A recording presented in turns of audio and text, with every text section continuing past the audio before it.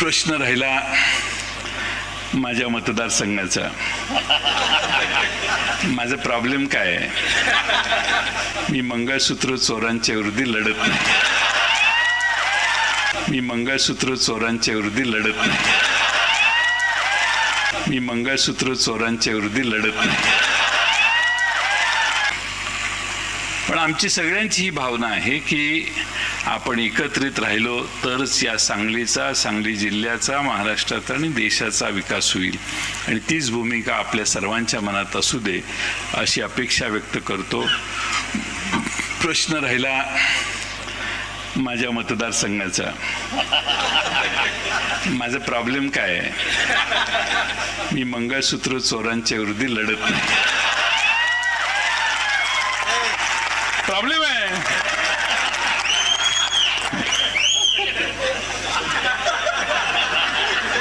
Problem आहे ना, नाही तर काय आम्ही लगेच दिला असता. पण मुद्दा काय आहे? मुद्दा आहे वोट चोरी झाली.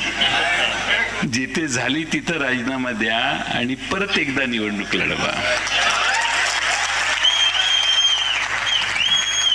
आता एक महिनाभर चालेल.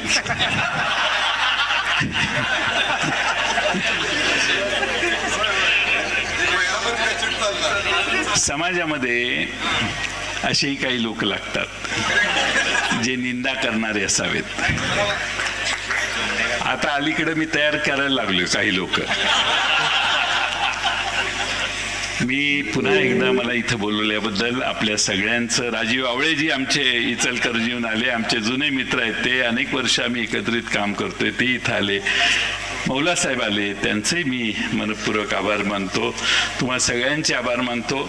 आणि आता काय आहे, सुकुमार कांबळेंच्या आधी मी का बोललो, मला आरतीला जायचंय, अष्ट्यात देवदर्शनाला गणपतीला जायचंय, त्यामुळं तिथं 5:30ची मुदत होती.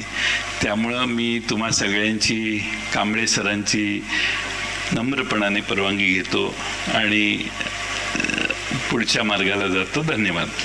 चला.